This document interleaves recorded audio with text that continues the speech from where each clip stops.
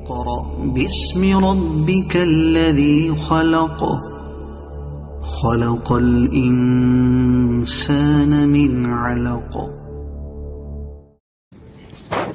بسم الله الرحمن الرحيم. الحمد لله رب العالمين والعاقبة للمتقين والصلاة والسلام على سيد الأنبياء والمرسلين سيدنا وحبيبنا وحبيب رب العالمين محمد وعلى آله وأصحابه ومن هدى بهديه إلى يوم الدين. قال الله تبارك وتعالى في كلامه المجيد والفرقان الحميد: أعوذ بالله من الشيطان الرجيم. بسم الله الرحمن الرحيم. وأذن في الناس بالحج يأتوك رجالا وعلى كل ضامر يأتين من كل فج عميق. وقال الله تبارك وتعالى في موضع آخر: ولله على الناس حج البيت من استطاع إليه سبيلا. وقال النبي صلى الله عليه وسلم: من حج هذا البيت فلم يرفث ولم يفسق رجع كيوم ولدته أمه، أو كما قال عليه الصلاة والسلام.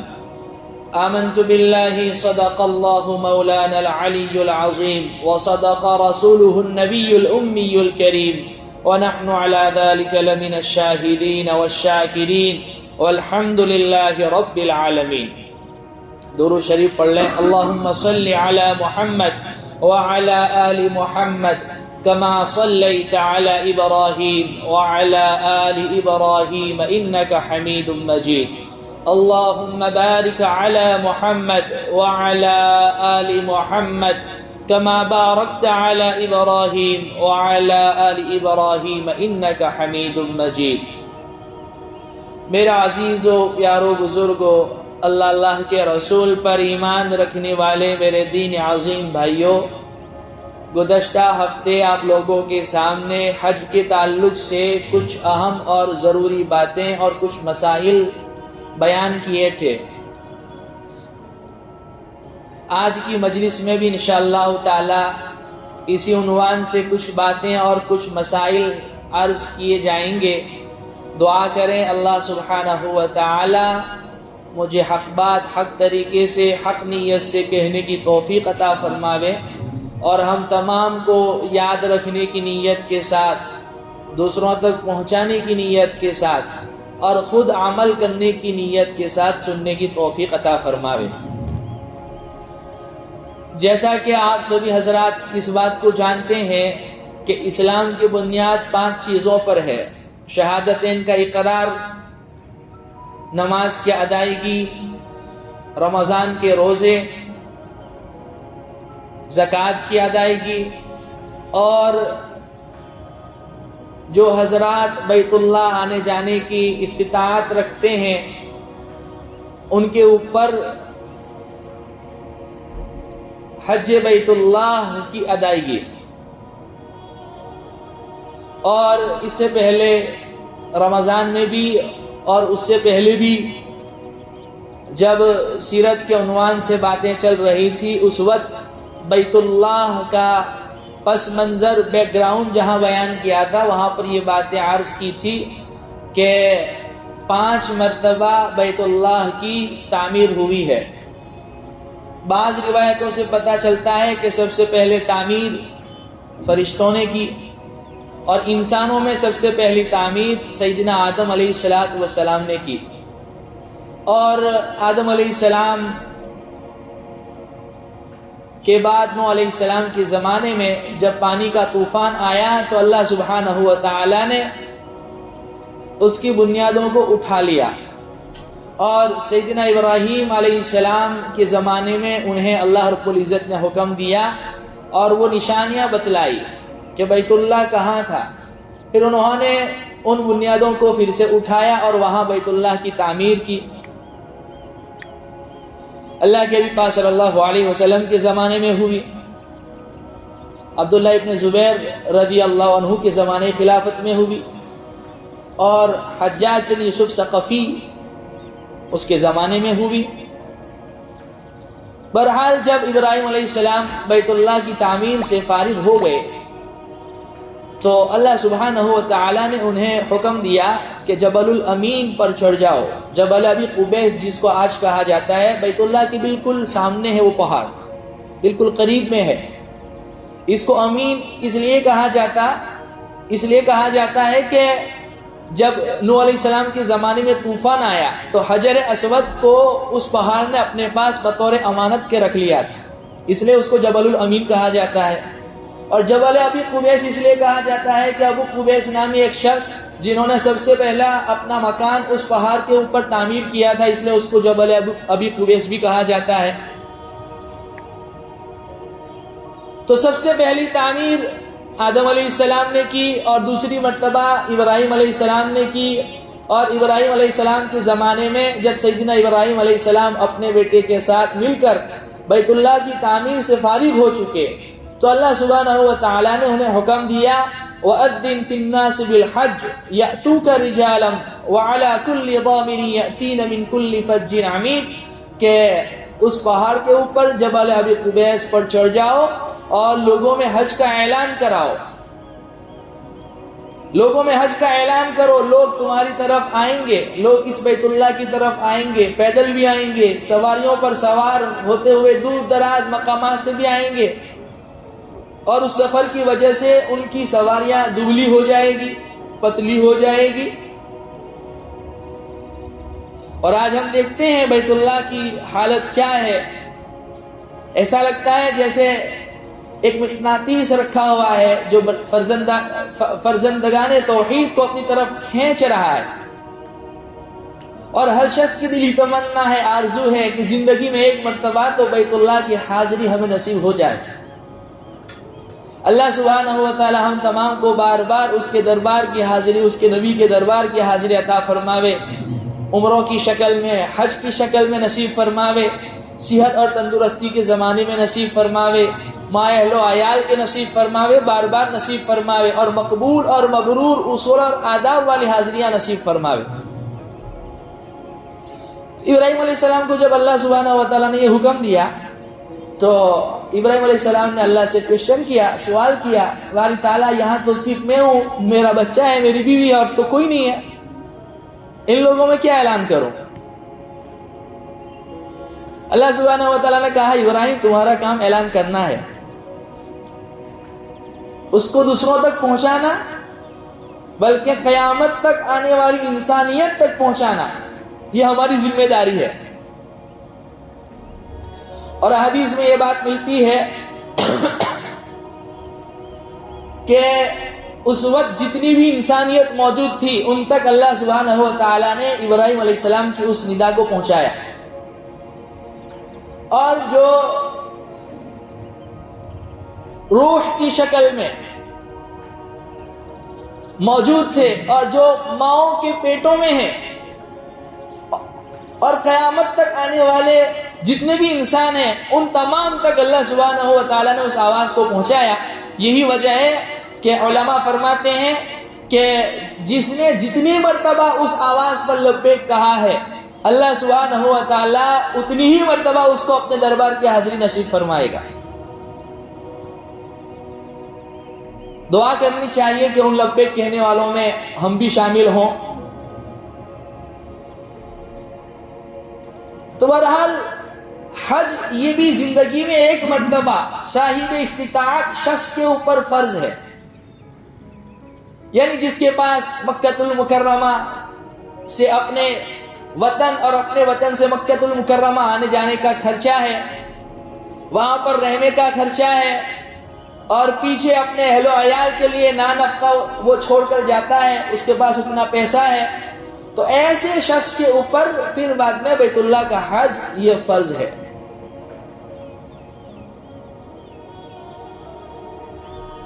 اور اس تعلق سے کچھ مسائل بھی پچھلے ہفتے آپ لوگوں کے سامنے رکھے تھے کہ یہ ایسا فریضہ ہے کہ اگر حج کے ایام میں کسی انسان کے پاس استطاعت ہے اور استطاعت کے باوجود اگر اس نے وہ فریضہ ادا نہیں کیا تو آئندہ چاہے چل کر وہ غریب ہو جاوے، فقیر ہو جاوے، اس کے اوپر اس فریضے کی ادائیگی بدستور باقی رہے گی.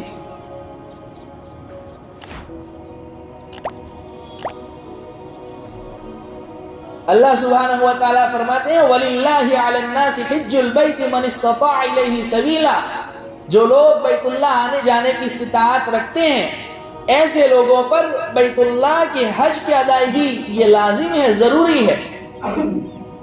انہیں چاہیے کہ اول وہلے میں اس فریضے کو ادا کریں. اور اللہ کے نبی پاک صلی اللہ علیہ وسلم نے ارشاد فرمایا جو اس بیت اللہ کا حج کرے اس طرح کہ کوئی فسق و فجور کا کام نہیں، کوئی بے حیائی والا کام نہیں، کوئی لڑائی جھگڑا فساد نہیں، کوئی گناہ اور معصیت کا کام نہیں، تو وہ ایسی حالت میں بیت اللہ سے واپس لوٹتا ہے جیسے آج ہی اس نے اپنی ماں کے پیٹ سے جنم لیا ہو. اور اس فریضے کو ادا نہ کرنے پر کتنی سخت وعیدیں ہیں. ایک سب سے بڑی وعید یہ ہے، آپ نے یہ فرمایا جسے اللہ نے بیت اللہ آنے جانے کی استطاعت دی ہو، نان نفقہ بھی موجود ہو، وہاں پر رہنے کا خرچہ، قیام کا خرچہ بھی موجود ہو، اس کے باوجود وہ بیت اللہ کی حاضری نہ دے. آپ نے فرمایا وہ یہودی ہو کر مرے یا نصرانی ہو کر مرے، ہمیں اس کی کوئی پرواہ نہیں. یعنی جیسے ایک یہودی کے نزدیک، ایک عیسائی شخص کے نزدیک حج بیت اللہ کی کوئی اہمیت نہیں، ویسے ہی یہ شخص ہے اس کے نزدیک بھی حج بیت اللہ کی کوئی اہمیت نہیں. اتنی سخت وعیدیں اللہ کے نبی پاک صلی اللہ علیہ وسلم نے اس فریضے کی ادائیگی نہ کرنے پر ارشاد فرمائی.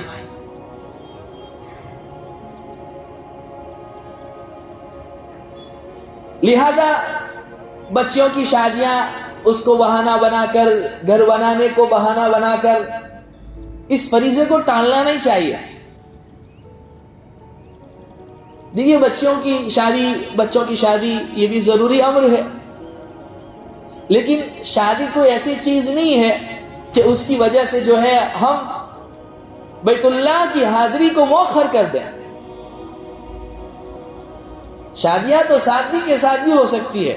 اعظم النکاح برکۃ ایسرہ مؤونہ، میرے نبی کا ارشاد ہے برکت کے اعتبار سے اعظم ترین نکاح، بہترین نکاح وہ ہے جس میں خرچہ کم ہو.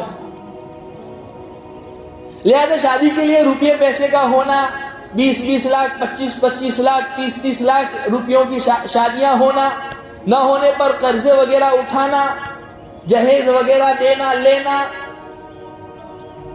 اور استطاعت نہیں ہے اس کے باوجود لوگوں کو دکھلانے کے لیے شاندار ولیمہ کرنا، یہ تو اپنے پاؤں پر کلہاڑی مارنا ہے. شریعت نے تو یہ مطالبہ کیا ہی نہیں. آپ نے خود سادگی کے ساتھ نکاح فرمایا، اپنی بیٹیوں کا بھی سادگی کے ساتھ نکاح فرمایا. عبدالرحمن ابن عوف رضی اللہ عنہ کتنے مالدار صحابی تھے، چاہتے تو شاندار ولیمہ کر سکتے تھے. نکاح ہو گیا، اللہ کے نبی کو پتا بھی نہیں ہے. فجر کی نماز میں آپ نے زعفران کا داغ دیکھا تو سمجھ گئے کہ عبدالرحمن کی نئی شادی ہوئی ہے. تو آپ نے پوچھا، آپ نے یہ نہیں کہا دیکھیے ہم آج کل کے مولوی ہوتے تو ناراض ہو جاتے، میرے پیچھے نماز پڑھتے، میرے سے اچھے تعلقات ہیں، مجھے بلایا تک نہیں، جاؤ ہم تم سے بات نہیں کرتے. آپ نے عبدالرحمن ابن عوف سے یوں نہیں کہا عبدالرحمن کیا بات ہے مجھے نکاح میں نہیں بلایا. آپ نے فرمایا عبدالرحمن لگتا ہے آپ کی ابھی شادی ہوئی. کہا یا رسول اللہ جی ہاں. صاحب ابھی بہت بے تکلف تھے، تکلف نہیں کرتے تھے. نہیں جی وہ تو اصل میں ایسا ہوا اس لیے میں آپ کو نہیں بلایا، ایسا ہوتا تو میں آپ کو بلاتا. یہ ساری باتیں نہیں ہوئی. آپ سیدھا پوائنٹ پہ آئے اور فرمایا مہر دیا ہے. کہا یا رسول اللہ سونے کی دلیل. کہا اولب ولو بشاتن، ولیمہ کرو گرچہ ایک بکری کے ذریعے کیوں نہ ہو. ولیمہ سنت ہے لیکن سنت کی نیت سے ولیمہ ہونا چاہیے. نام و نمود کے لیے، ریا اور سمعت کے لیے، شہرت کے لیے مرد اور عورت کو آپس میں ملا دینا، میوزک بھی وہاں پر بج رہا ہو، غربا نہ ہو، رشتہ دار نہ ہو، علماء صلحاء بزرگان دین نہ ہو، وہ ولیمہ نہیں ہے. اس ولیمے کو بدترین ولیمہ کہا گیا ہے. لہذا شادی کرنے کے لیے روپیوں پیسوں کا ہونا ضروری ہے، یہ ایک جھوٹ ہے جو ہمارے معاشرے میں چل رہا ہے.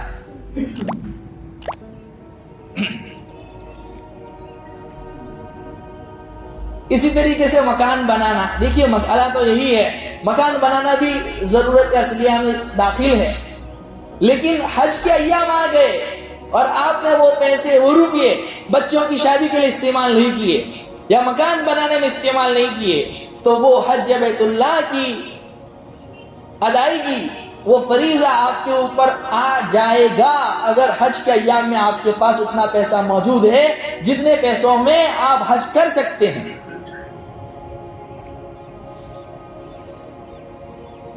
اور آئندہ تاخیر کا گناہ ہوگا۔ ہر شخص کو اپنی حالت اچھی طریقے سے بخوبی پتہ ہوتی ہے، وہ پرائیویٹ جا سکتا ہے، نہیں جا سکتا ہے، کمیٹی کے تھرو جا سکتا ہے، کمیٹی کے ذریعے جانے کی طاقت ہے تو ہر سال درخواست دیتا رہے، منظور ہو جاوے تو فبیہا، منظور نہیں ہوا تو ایسا نہیں ہے کہ ہم نے تو درخواست دی تھی قبول نہیں ہوئی لہذا ہمارے اوپر حج نہیں ہے، نہیں، تاخیر کا گناہ آپ کے اوپر لازم نہیں آئے گا، لیکن آئندہ وہ فریضہ و دستور باقی رہے گا، اگلے سال پھر درخواست دے، دوسرے سال منظور نہ ہو تیسرے سال درخواست دے۔ یہاں گوا میں تو بہت آسانی سے الحمدللہ ہو جاتا ہے۔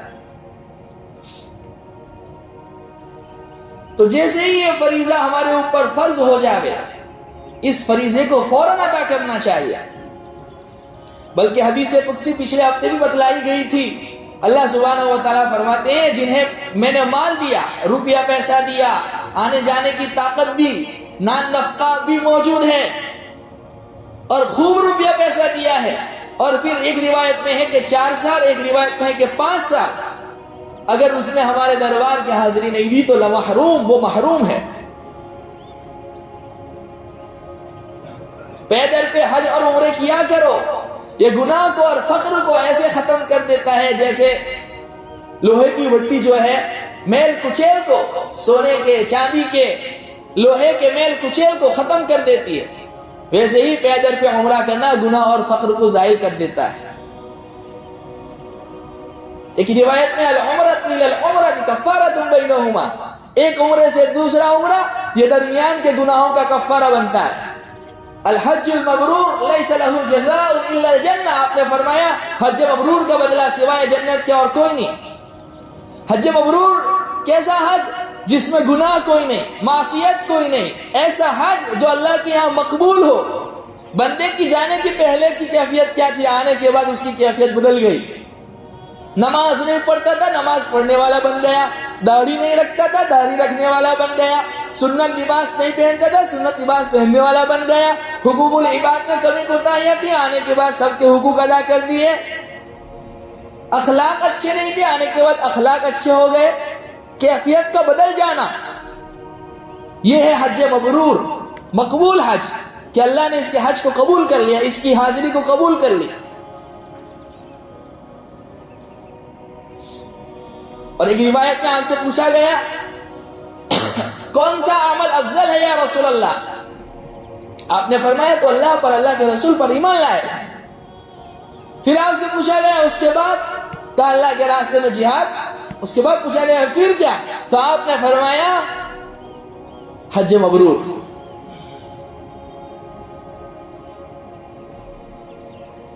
امی عائشہ صدیقہ رضی اللہ عنہا نے پوچھا یا رسول اللہ، مرد حضرات کا حال تو یہ ہے کہ وہ جنگوں میں بھی شرکت کرتے ہیں، جہاد میں بھی جاتے ہیں، غزوات میں آپ کے ساتھ شریک ہوتے ہیں، لیکن ہم عورتوں کا کیا؟ تو اللہ کے نبی نے فرمایا تمہارا جہاد حج کرنا ہے۔ اس روایت کے بیان کرنے کے بعد امی عائشہ صدیقہ رضی اللہ عنہ فرماتی ہیں میں نے جب سے اللہ کے پاس صلی اللہ علیہ وسلم کا یہ ارشاد سنا، اخیر عمر تک آپ ہر سال حج کیا کرتے تھے، لہذا خوش قسمتی سمجھنا چاہیے اللہ رب العزت اگر ہمیں قبول کر رہا ہو۔ اور میں نے پچھلے ہفتے بھی یہ بات کہی تھی، آج پھر سے کہہ رہا ہوں کہ ہم یوں سمجھتے ہیں کہ حج بڑھاپے میں کی جانے والی عبادت ہے، بڑھاپے میں کی جانے والی عبادت نہیں ہے۔ وہ لوگ بڑے خوش نصیب ہیں جنہوں نے جوانی میں 40 سال عمر ختم ہونے سے پہلے حج کر لیا۔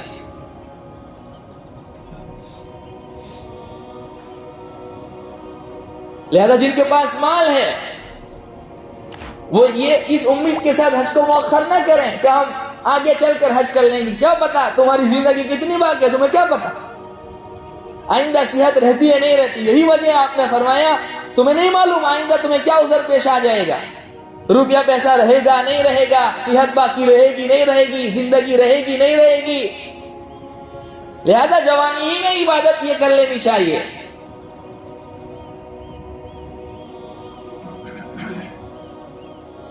یہ اسلام کے بنیادی ارکان میں سے ہے, اور اس فریضے کے اوپر بنیادی ارکان اسلام کے پورے ہو رہے ہیں. اس سے اس فریضے کی اہمیت کا اندازہ آپ لگائیں کہ کتنا محترم بشان فریضہ ہے.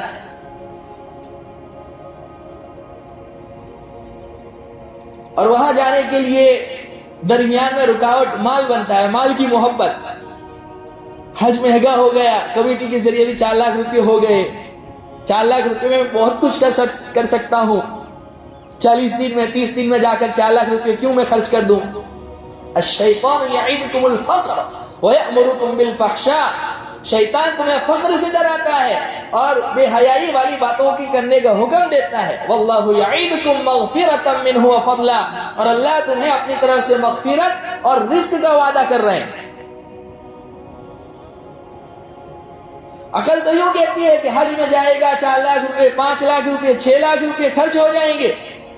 لیکن میرے نبی کی حدیث یہ کہتی ہے, اللہ کے نبی نے فرمایا جو شخص بیت اللہ کے یا عمرے کے سفر میں اپنے اوپر 1 روپیہ خرچ کرے, 1 روپیہ خرچ کرے, اللہ اسے حرم کی 700 نیکیوں کا اجر عطا فرماتے ہیں. اور 1 نیکی کے ثواب 1 لاکھ نیکی, 7 کروڑ نیکی ہو گئی 1 روپیہ اپنے اوپر خرچ کرنے پر. اور اللہ سبحانہ و تعالیٰ دنیا میں اس سے دگنا پیسہ اسے لوٹا کر دیں گے. یہ اللہ کا وعدہ ہے, اور اللہ اپنے وعدے کی خلاف ورزی کبھی نہیں کرتے.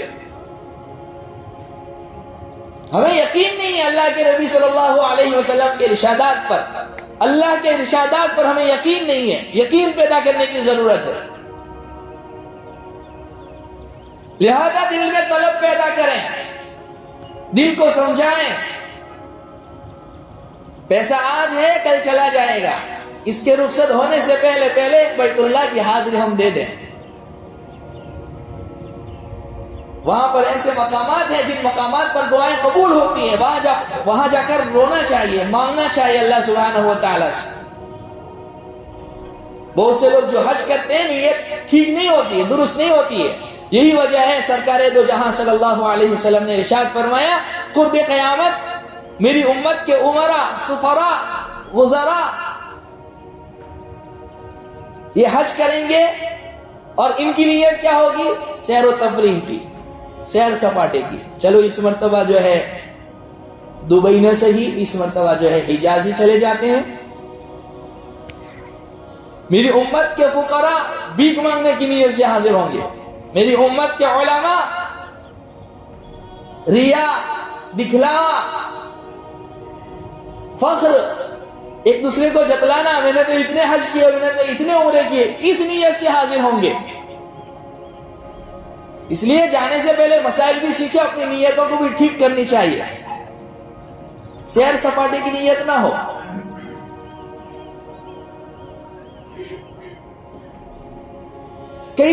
بہت ساری غلطیاں ایسی ہوتی ہیں جو ہم وہاں پر جا کر کرتے ہیں. 4 لاکھ روپے خرچ کر رہے ہیں, 5 لاکھ روپے خرچ کر رہے ہیں. صرف ہم تربیتی حج کیمپ کا انتظار نہ کریں. وہ بیچارے 1 دن کے لیے آتے ہیں, 1 دن میں آپ کو کیا سمجھا پائیں گے. جب آپ نے حج کمیٹی میں فارم اپلیکیشن دے دیا ہے اور منظوری ہو گئی ہے, آپ کے پاس ٹائم ہے, وہیں سے آپ سیکھنا شروع کر دیں. یا میں تو یوں کہتا ہوں 1 سال پہلے آپ تیاری کر لیں, دعائیں سیکھ لیں, حج کے مناسک ارکان پریکٹیکلی اپنے گھر پر اس کی پریکٹس کریں, وہاں کے موٹے موٹے مسائل وہ معلوم کریں,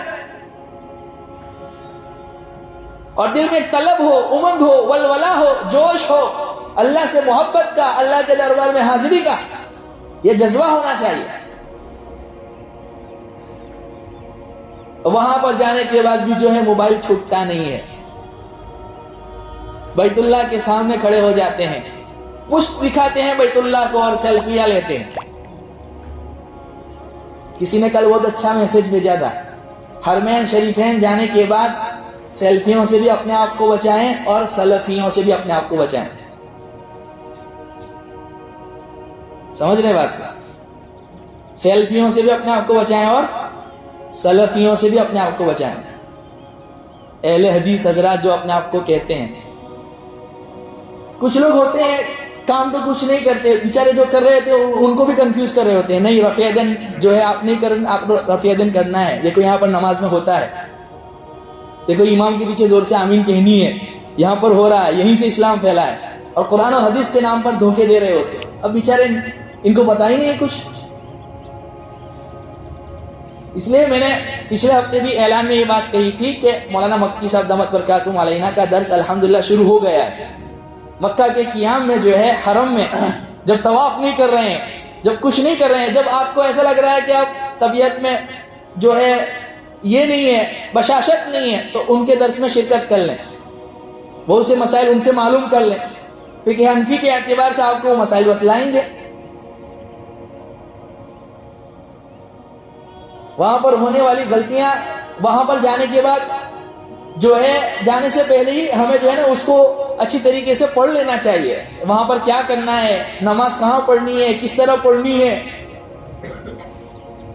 جیسا پچھلے ہفتے بہت ساری تفصیلات اس تعلق سے میں نے بتلائی تھی. پھر ایک غلطی ہمارے یہاں پر یہ ہوتی ہے، ایک نظریہ ہمارا یہ بن گیا ہے کہ جب تک ہم نے اپنے والدین کو حج نہیں کروایا اس وقت تک ہمارے اوپر حج فرض نہیں ہوتا. ایسا نہیں ہے. والدین مالدار ہے تو ان کے اوپر ان کی ادائیگی ہے. والدین اگر مالدار نہیں ہے، بچے مالدار ہیں، بچوں کے اوپر حج ہے. ہاں، اگر بچے اپنے پیسوں سے اپنے ساتھ ماں باپ کو لے کر جاتے تو بہت اچھی بات ہے، ہونا بھی چاہیے. لیکن ماں باپ کو لے جانے کی طاقت نہیں ہے، خود جانے کی طاقت ہے.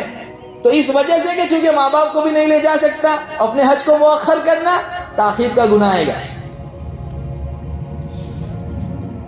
ہر شخص کے اوپر اپنی نماز ہے، اپنے روزے ہیں، اپنی زکوٰۃ ہے، اپنا حج ہے، اپنے اعمال ہے.